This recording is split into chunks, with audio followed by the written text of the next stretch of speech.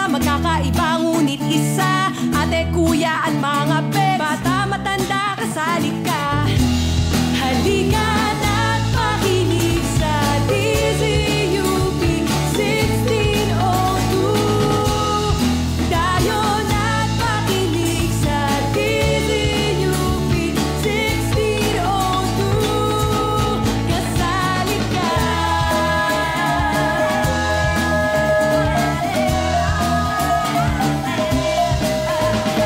Dito harapin ang sama-sama mga isyu ng ating lipunan. Ang ating magagawa para sa bayan, kasali ka. Halika na't makinig sa DZUP 1602. Dayo na't makinig sa DZUP 1602. Kasali ka. Pagpapakubala natin, mapagpalaya't malayang bukas kamting dingging, tinigatindig ng bayan, lakas ng sama-samang paghakbang, ikaw at ako, kasali tayo. Halika na't makinig sa DZUP 1602. Tayo na't makinig sa DZUP 1602.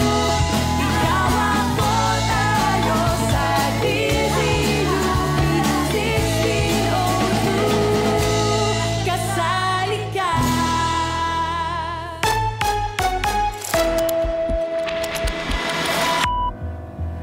Magandang umaga mga kasali. Ako po si Gian Libroho. At ako naman po si Rex Espiritu. At ito ang DZUP Balita ngayong Biyernes, May 23, 2025.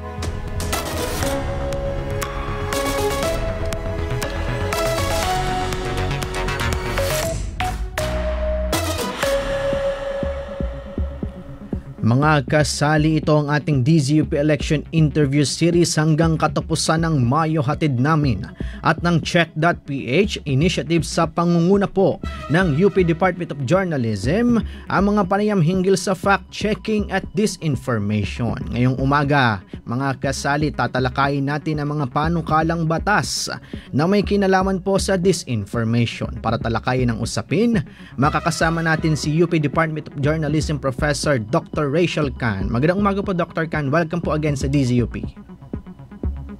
Magandang umaga sa inyo.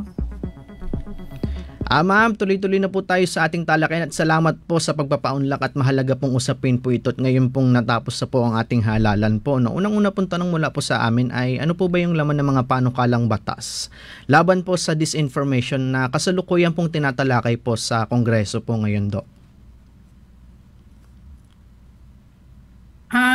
Dalawa yan, no? May House Resolution number 286 sponsored by Senior Deputy Speaker Aurelio Gonzales Jr. Na inadopt ng House of Representatives noong Disyembre 2024. Ang resolusyong ito ay nananawagan ng investigasyon sa pagkalat ng mali at mapaninlang na impormasyon sa social media. Habang sinasalang din ang mga yung freedom of, they still respect the freedom of expression daw at digital security. So isinagawa nila ang isang hearing, isang series ng mga house hearing para imbestigahin ito at kausapin ng mga stakeholders. So inaasahan nila na with this House resolution, aralin nila ang pwedeng maging legislation para lumaban sa disinformation. Yung sa Senate naman, merong Senate Bill 1296 na hinain ni Senador Jinggoy Estrada. Ang layunin naman nito ay gawing krimen ang paggawa at pagpapalaganap ng peking balita. So, in other words, this is parang ambag pa ito sa Cybercrime Prevention Act ng 2012. Sinasabi nila para daw proteksyon ng mga mamamayan against manipulation sa online media. So yun ang dalawang nakahain pero hindi pa siya batas, no? Pinag-uusapan pa lang. Yes, ma'am. May epekto ba yung mga panukalang Hello? ito sa... Hello? Am I? Hello, ma'am. We can hear you, ma'am. Hello? Am I? Yeah. Okay. Yeah, I didn't hear the question, sorry. Yes, ma'am. Based on, so may isang panukalang batas at may House resolution, may epekto ba itong mga inihain sa Mm-mm. Kongreso sa malayang pamamahayag at sa karapatan ng mamamayan na magpahayag? At kung oo, paano ito nakakaapekto, Doc? Hindi pa naman dahil hindi pa siya batas, 'di ba? So ito yung mga kailangan bantayan kung anong ikalalabas ng batas na inaaral nila ngayon. Yung Philippine Senate Bill na proposal ni Estrada ay mas mahigpit kumpara sa karamihan ng mga batas ng ibang bansa dahil ginagawang krimen ang peking balita. Sa halip na itoon ang pansin na pananagutan ng mga platform din. Yung House Resolution 286 ay investigation level ng investigation lang kung ano talaga yung sitwasyon. So hindi pa talaga siya wala pang naihain na actual bill or proposed legislation at this point. So ang kailangan natin gawin ay tignan kung anong resulta yung incoming na kongreso, no, kung ano ang nakapropose na mga legislation na ito. Ano gagawin nila dun sa findings ng mga hearing tungkol sa House Resolution 286 at mga hearing naman tungkol sa Senate Bill 1296. Doc, nabanggit niyo yung dalawang panukalang batas po, no? Ito po ba may mga posibilidad para patahimikin po yung critical na media o mga aktivista po natin, Doc? Yun nga yung in-explain ko, yung sa House resolution lang siya para pag-aralan. So wala pa siyang effect.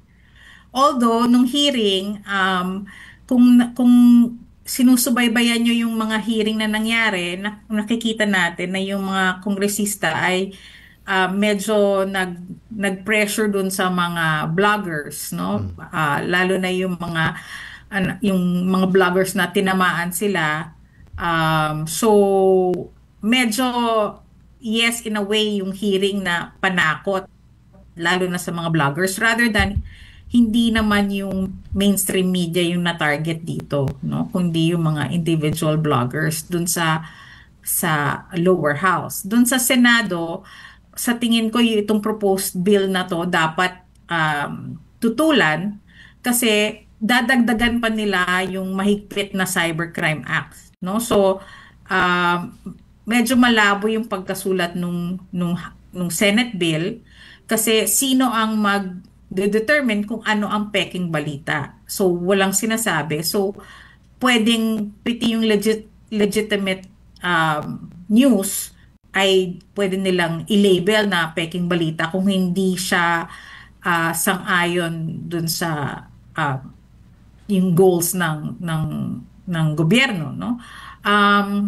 So, sa tingin ko, ito yung hindi dapat pumasa.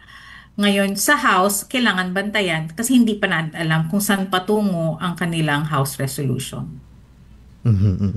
Ito, Doc, ito mahalagang tanong po, no? Ano po ba yung mga panganib po? Kapag ang Estado na po yung nagtatakda kung ano po yung tama o mali na mga impormasyon na atin po dapat makuha? Pag kasi ang gobyerno yung nagtatakda, kahit ano pwede nilang i-label, di ba? So, mas maganda kasi na may self-regulation ang media para pag-usapan natin kung ano talaga yung labag sa ethics, no? Yung anong hindi naman tama. Kasi totoo namang maraming disinformation na nangyayari, di ba? Hindi naman natin pwedeng i-deny yun. Ngayon, may disinformation na totoong mali siya, no? May mali siyang kumakalat. Meron din namang tinatag lang na fake pero actually totoo. So, dapat yun ay civil society, may say doon ang civil society tsaka ang media industry. Kasi kung ang gobyerno lang ang may power niyan, pwedeng gamitin para takutin ang legitimate media, pwede ring pang-silence ng media. No? Nakikita naman natin ang nangyayari of all countries, the US, no? The bastion of media freedom. Nagagamit ni Trump ang law para panagutin ang legitimate media at takutin ang mga bloggers or even student activists, no? Ito Doc, no, nabanggit niyo po yung self-regulation. So, sa ngayon po ba Doc, is self-regulation is effective in our context po dito sa ating bansa, Doc? Sa social media hindi. Kasi wala naman tayong sistemang self-regulation pa sa social media. At yung mga issue dito, yung mga bloggers mismo minsan nagre-reject ng self-regulation. So, or ng ethics. Kaya it's a very complicated, hindi siya madaling solusyonan. Kasi hindi katulad ng media, no? Ang media kasi may self-regulation at may reputation silang protect, no? So, at saka may vetting system ang mainstream media. Ang mga bloggers wala. So, ang problema dito parang yung talagang solusyon dito ay yung audience, no? Yung audience dapat ang mapanuri at sila yung mag-call out kung hindi totoo yung sinasabi ng isang blogger, no? Para and that's the form of self-regulation that we can achieve, no, in terms of SOCMED, no? Kasi talagang in the end, digital literacy at edukasyon ang kailangan nating itulak, no, para hindi tayo masyadong nabibiktima ng disinformation. Please, Gian, go ahead. Yes, Dr. Rachel. Alam naman po natin yung naging epekto ng political disinformation dito sa ating bansa. So, how should we strike a balance between preventing the spread of disinformation and upholding the freedom of speech and expression and of the press, Doctor? Well, yan ang isang problema na hindi pa talaga na-solve sa buong mundo, no? So, kasi nga masyadong delicate yung balanse ng freedom of expression tsaka ng paghabol nitong mga nagdi-disinform, no? So right now, kunyari, ang pwedeng gawin under our revised penal code, pwede mo namang habulin, kunyari siniraan ka ng isang blogger tapos hindi naman totoo yung sinasabi niya at may pruweba ka na fake news ka, pwede mo naman siyang habulin ng libel law natin, no? So actually there are enough laws sa revised penal code para habulin ng isang individual na nagkakalat ng maling impormasyon at lalo na yung nakakasira ng reputasyon ng isang tao. Ngayon, yung overall, yung parang blanket na yan ang medyo mahirap kasi pwede talagang gamitin laban sa totoong impormasyon, laban sa mainstream media na nagre-report ng corruption, for example, no? So mahirap siyang talagang balance in that sense, no? Dapat talaga ang i-push natin ang mga laws na ng digital literacy at edukasyon. Sana doon pumunta yung mga legislation natin, yung talagang i-push nila na bigyan pansin, i-expand ang media literacy sa school system natin, no? Sa education system natin para hindi lang reading literacy sabay na dapat i-improve ang reading literacy ng mga bata, pati digital literacy na rin. Doon tayo tumutok, no, para mas lalong Kasi kahit na sabihin mo gumawa ka ng batas ngayon dahil sa teknolohiya, pwedeng, 'di ba, ikutan lang 'yan eh. Tapos may bago ka na namang problema. So talagang literacy ang solusyon diyan long term. Doc, ito po sa gitna po ng mga hakbang kontra disinformation po, no. Paano po natin maiiwasan yung pang-aabuso naman po sa kapangyarihan at pagsikil po sa press freedom po sa bansa? I think I just well, yun na nga. Kailangan bantayan natin kung anong magiging batas na ilalabas ng Congress, no, sa susunod na Kongreso, no, kung anong gagawin nila at siguraduhin natin na hindi siya labag sa Constitution dahil ang Constitution natin ay nagbibigay ng protection sa self-expression at saka sa media freedom, no? So dapat yun ang tignan natin at also siguro kung pwedeng positive legislation yung tumutulong sa mga fact checker na existing organizations na nag-fact check, no? So bigyan sila ng to have, for example, collaborative efforts between government and the private sector, especially in terms of pondohan nila ang mga fact-checking programs, ang pagturo ng fact-checking sa high school, sa kolehiyo, no? So ito yung mga incentives na pwede nilang gawin para mas ma-improve ang digital literacy ng mga kababayan natin. Tsaka pwede rin naman nilang makausap platform para may accountability naman yung mga platform na pag nag-flag ng for example yung mga media natin, mga KBP or PPI, Philippine Press Institute or yung existing natin na KBP, pag nag-flag naman sila ng maling impormasyon sa mga platform ay action na naman nila, no, na tanggalin nila yung mga maling impormasyon, no? Right now may konting collaboration sila ang mga platform with Check.ph na nakikinig naman sila sa Check.ph pag sinabi namin, uy, ito puro mali, puro disinformation yung ina-air nila or pinopost nila sa Facebook. So binibigyan naman kami ng konting atensyon pero sana mas coordinated para mas mabilis nating ma-address ang mga maling impormasyon sa SOCMED. Dr. Rachel, bilang context sa ating mga listeners at viewers, ano po ba ang kahalagahan ng press freedom at freedom of speech and of expression sa isang demokratikong society katulad ng Pilipinas?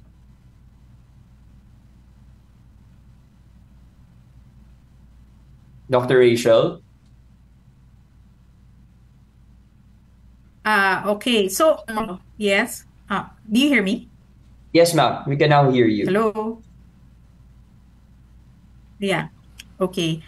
So, na-experience natin nung panahon ng martial law, nung hindi pwedeng magbalita ng mga human rights violations ang mga media, no, kung ano-anong abusong nangyari, no? So importante ang media freedom para ma-report ng media kung ano yung mga nangyayari sa ating kapaligiran, no? So sa isang demokrasya, no, importante kasi ang parang check and balance din ng media, tinatawag nga na fourth estate ang media kasi siya yung inform sa atin kung anong ginagawa ng gobyerno natin in terms of policy, in terms of yung mga accomplishment ng bawat departamento, no, kung ginagawa ba nila yung sinasabi nilang dapat nilang ginagawa, di ba? So kunyari, sasabihin nila na itong polisiya na to na for example, isang paggawa ng mga infrastructure, kung tama ba yung infrastructure na ginagawa, 'di ba? So totoo bang doon pumupunta ang ating mga taxes, 'di ba? So yan yung dapat bantayan ng yan yung binabantayan ng media, no? For what is kumbaga kung ginagawa ba talaga ng gobyerno tsaka ng private sector din, yung na walang umaabuso sa mga lalo na sa mga maliliit na yung mga mamayan natin sa sa laylayan, no? So also upholding human rights, no? Sa media natin nakikita na yun lang yung kasi yung laban natin sa demokrasya, no? That we have a voice, no? Otherwise masa-silence tayo lahat, no? Pag na-silence ang media, silence din ang mga mamamayan, no? Kasi wala na tayong outlet para ilabas ang mga para mga complaint natin or yung mga nakikita nating mali sa kapaligiran natin. So kaya importante itong media, at dahil dito nakita naman ng mga nagsulat ng ating ng konstitusyon na importante ito at nakaprotect ito sa Article 3, no? Ayun. Ito Doc, bilang panghuli pong mula po sa amin po, no, ano po yung mga alternatibo naman po na legislation ang mas epektibo po at mas ligtas pagdating po sa kalayaan sa pamamahayag, Doc? Siguro yung ginagawa ng Europe ngayon, ng EU, ay tinitignan nila ang inaaral nila ang batas para magkaroon ng platform accountability at algorithm transparency, no? Sa halip na batas na naglilimita sa kalayaan ng pagsasalita, maaaring hilingin sa social media platforms na maging mas transparent, at yung algorithms talaga nagpro-promote ng content na tama, no? So yung higpitan din ang content moderation sa malicious na disinformation campaigns, no? So ibig sabihin nun, yung mga platform, dahil may kapasidad silang mag-locate ng mga ang tinatawag nating coordinated inauthentic behavior. Kumbaga yung mga peking, kunyari madaming tao, 'di ba? Yung maraming nagre-react pero actually hawak lang ng isang tao. Nadidetect yan kasi ng mga platform. So pwede namang sabihin sa kanila na mas higpitan nila yung pagbabantay dito sa mga inauthentic behavior na ito at tanggalin sila kagad, no? Ginagawa naman nila ito pero medyo mabagal. So pwedeng yun. At kunyari yung to promote also, kung alam natin yung algorithm na dahil totoong mga mamayan yung nag-share at nagla-like at nagdi-discuss, hindi yung mga trolls, no? So another thing that a legislation that can be done, no, for example, is to go after yung mga troll farms, yung mga nagpopondo na mga troll farms. Dapat yun kung meron man lalagyan ng batas or lalagyan ng parusa yung mga nahuling mastermind ng mga troll farm, no? Kasi talagang nananadyang magkalat ng disinformation, ng maling impormasyon sa mga, tsaka malicious, no? May malicious sila. So yan, pwedeng habulin yan ng ating batas at ating government, kasi nga talagang kumbaga may mali siya talaga silang binabalak.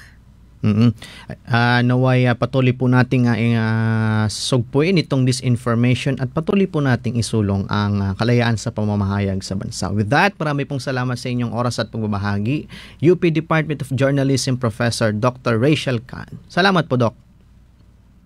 Thank you. Salamat din.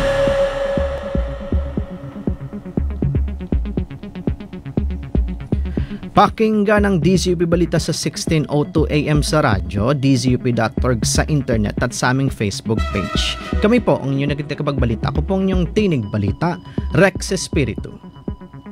At sa ngalan ng aming kasamahang sina Yam Tolentino at Cindy Navarrete at ang aming program director na si Shriel Martinez at station manager na si Ivy Claudio, ako po si Gian Librojo. Magandang umaga mga kasali padayon. Happy weekend.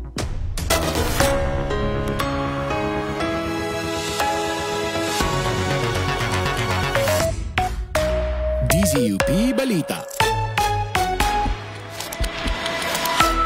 Patuloy ang balitaan sa dzup.org.